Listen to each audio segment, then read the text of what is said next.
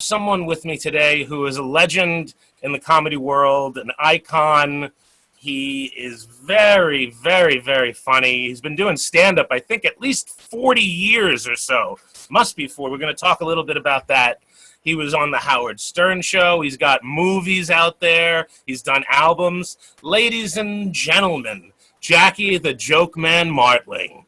Thank you so much for coming down. I'm glad to be here. I do not, people think it's flattering to say legend, but that is like, that to me, legend is dead or almost. So, Well, that's not how I see you. I do not see you as dead or almost. Okay, funny is fine, but it's nice to meet you in person here, and I'm glad. I love doing these things. They're always fun. You hit a whole new wave of people. Speaking of dead, people email me. I always tell people right away, if you have questions, I don't know if he takes questions or whatever, but you can email me, jokeland@aol.com. I got somebody that answers all my email, me.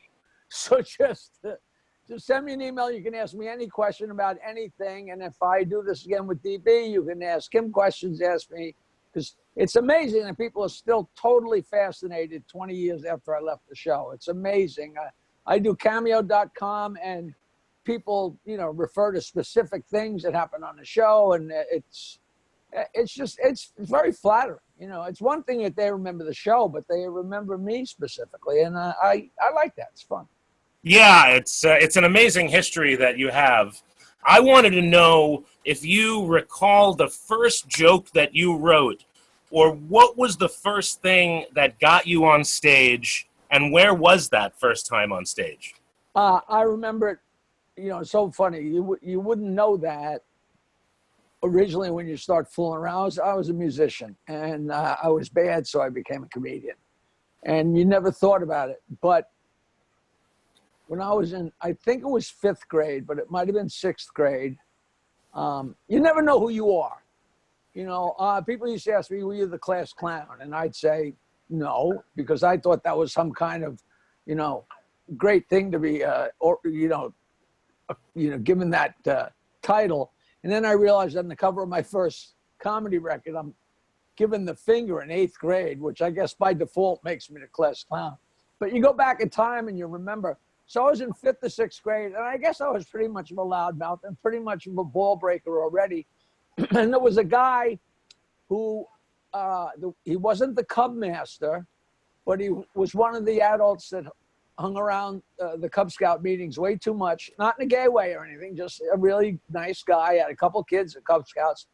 And there's a thing in Cub Scouts, I don't know if they do it anymore, called the Blue and Gold Dinner. Yes, I remember it. I'm an Eagle Scout, so I do recall that. Yes. All right, so every year the Cub Scout would go to dinner at we would go to a fancy restaurant, or what we deemed a fancy restaurant, with our fathers. I don't know what happened to the kids that didn't have fathers. In those days, nobody was divorced. Everybody had 2 parents, et cetera, et cetera. But they said, we would like you to MC the Blue and Gold Dinner. I had no idea what that meant. I asked my mother, and she said, Master of Ceremonies. And I said, cool. Nobody told me to be funny. Nobody, all I knew I was supposed to say, all right, here's Harry, he's going to lead the Pledge of Allegiance, and now here's Charlie, he's going to give away the awards, whatever. I had a list of things to introduce. So something in my Jackie head must have said, I got to break balls. And there was a magazine that you got automatically if you were a Cub Scout or a Boy Scout called Boys Life. Boys Life, yes. And there was a page in every issue called Think and Grin. And there were very innocent, innocent jokes, fun jokes. And I read this joke,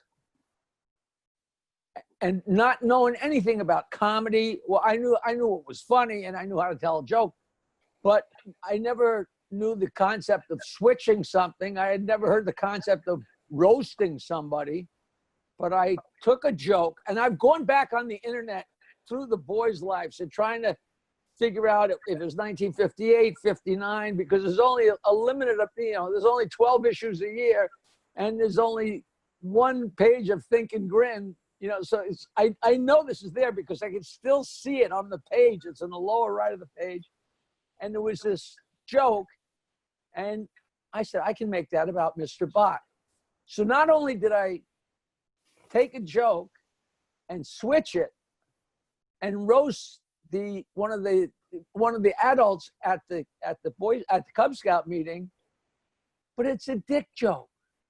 Not really, but kinda. And I said, hey, you know, I think I should tell you guys that Mr. Bott told me that he had a dream last night. He dreamt that he jumped out of an airplane with a parachute and pulled the ripcord. And in the morning when he got out of bed, his pajamas fell down. And he got a big laugh. Of course. And I don't know if I did it again for years, but looking back, I'm like, wow, that's the first, because I was on stage. I don't know whether there's a stage, but there was a podium.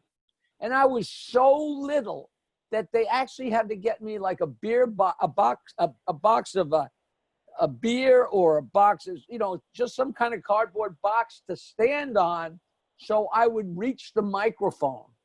And to this day, if I go to stand behind a podium, I'm like, hey, this is cool. I don't have to stand on anything. You know, things get ingrained in your head. I'm standing up on a box, breaking the Scoutmaster's balls, which is pretty fun. And it also gives me, you know, you can imagine how many times I've been asked that question. It's just so fun to have a great answer, you know. Right, yeah. That is a fantastic answer. Who were some of your mentors coming up as a stand-up? Who were some of the people that none. I had any? Never had any intention ever of being a stand-up comic because I never thought it was something you could choose. I played the guitar because I wanted to learn some songs and try and get laid like everybody else and maybe be a little bit more popular. But the concept of being in show business, in my mind, is something, you know, you were chosen by God or whoever, you know, they would pluck you out and anoint you. I never dawned on me that it was like a learned thing or something you could aspire to. As late as I remember when I was in college and I met the drummer in my band, who was going to be the drummer in my band. And everybody's like, hey, what's your major? And I said, what's your major? And he was this ugly little fat guy. And he said, radio and television. And you could have knocked me over with a feather. I'm like, you can't choose that. You don't just get to choose that, but of course you do. But that's how stupid I was, how naive I was. But I always knew jokes. I learned from the first joke I ever heard when I was in third grade. For my whole life, I remember every joke, dirty, clean, whatever. There's nothing else. I don't know anything else. I went to college as a mechanical engineer and graduated from Michigan State in 1971, but I didn't do anything with it. I was a pot smoker in the late 60s, tune in, drop out, you know, ponytail. You know, in my first year as a comic, I had a ponytail. You know, it was like a crazy, crazy thing. Like, I loved watching Rodney Dangerfield and I loved Henny Youngman. Because they were jokes, you know, like everybody else. Of course, you know, I had a buddy who said in seventh grade, said, oh, you got to listen to Bob Newhart, or you got to listen to Shelley Berman. And we go to his house and listen to the record one time through, and we'd laugh, you know, but it wasn't like, hey, I want to be that guy, because I didn't think you could be that guy. I didn't know George Carlin worked on it and got to, you know, he was a weatherman, and then he was this, and was that. Who knew, you know? So, you know, I became a comic out of default. I knew every joke in the world, and my band broke up in 1978. And all I knew for sure was that I wasn't going to get a job doing anything unless it involved, you know, some kind of, I wouldn't even dare call it show business, you know, anything but regular work. You know what I mean? Is there anyone that you like today? Are there any comedians that you see coming up? Not because I don't watch, you know, right. I don't watch.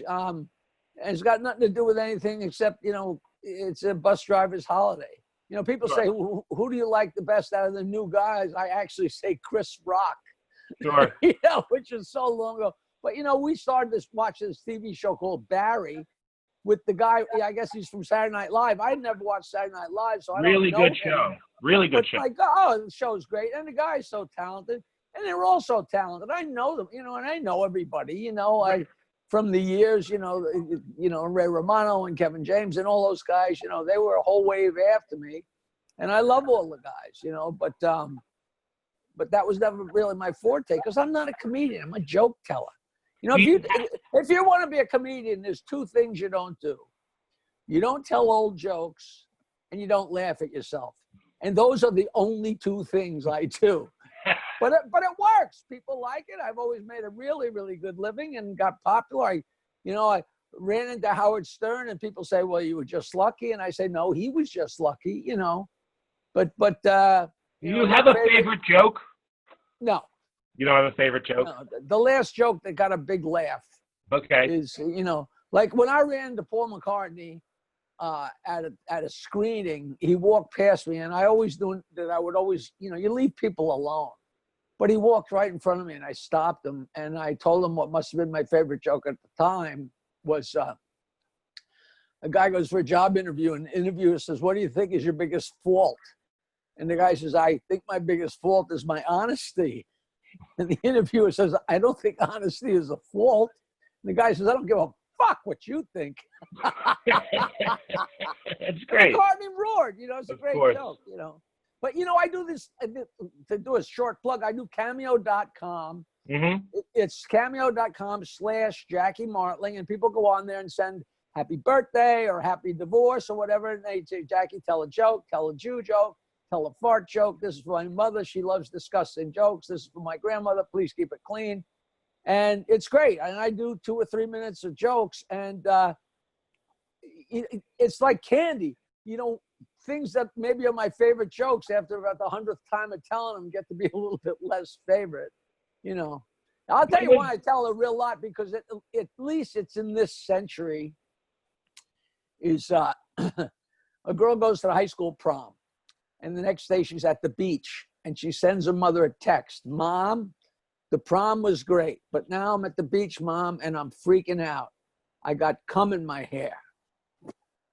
Her mother sends her back a text: "Honey, I'm glad the prom was good. Listen, sometimes when you're blowing a guy and he'll pull his cock out of your mouth because he wants to shoot on your face and he can't control where it's going, and sometimes some of it just goes in your hair. It's not a big deal. Just jump in the water. It'll wash right out." And the girl sends her mother back a text: "Mom, thanks for the information, but I meant to type gum." Of course. That's awesome. Yeah, that's great. Which is so dirty and so funny, but it involves texting. So it brings me into this millennium. You know what I mean? I love that. I'm going to get to some commercials right now because we do have people who pay for this. So we're going to be the commercials. We're going to be right back with Jackie Martling. Tell me what you're selling. I'll tell you when